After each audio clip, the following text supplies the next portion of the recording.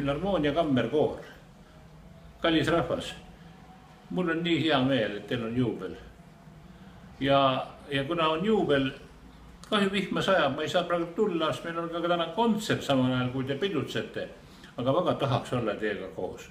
Igatahes tahaks väga koos musitseerida tulevikus, teha toredad kerubiinid ja toredad Beethovenid ja ükskõik mida, aga ikka teha ja head muusikat.